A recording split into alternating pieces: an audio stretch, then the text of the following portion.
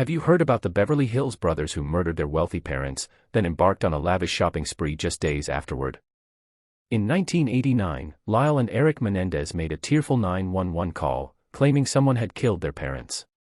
Within their opulent Beverly Hills mansion, Jose and Kitty Menendez lay brutally executed, each shot multiple times with a shotgun in what resembled a professional assassination. The savage scene initially pointed investigators toward business enemies or organized crime links to the prosperous entertainment executive father. Initially, the brothers appeared as heartbroken sons, shattered by their parents' tragic deaths. Yet their conduct in the weeks following the murders sparked suspicion across Beverly Hills and nationwide. They were purchasing Rolex watches, designer clothes, and luxury cars, blowing through over $1 million in what appeared to be a grotesque celebration of their inheritance windfall. This excessive shopping spree would become pivotal evidence that ultimately sealed their fate.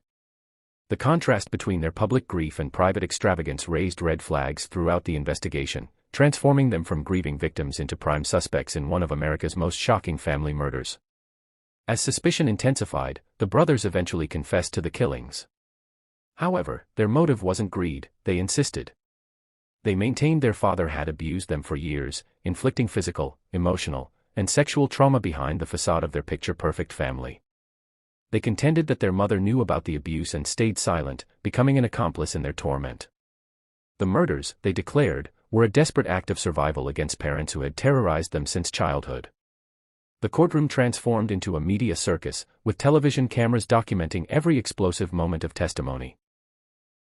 The first trial ended in a hung jury, as jurors wrestled with reconciling the brothers' abuse allegations against the savage nature of the murders and their lavish spending afterward. The defense painted a picture of two traumatized young men driven to violence by years of unspeakable abuse, while prosecutors argued they were cold-blooded killers motivated by greed. The second trial delivered conviction, and both brothers received sentences of life in prison without parole, their destiny determined by a legal system that ultimately dismissed their abuse claims as fabricated excuses for premeditated murder. Years later, new evidence and growing support online have reignited debate surrounding the case.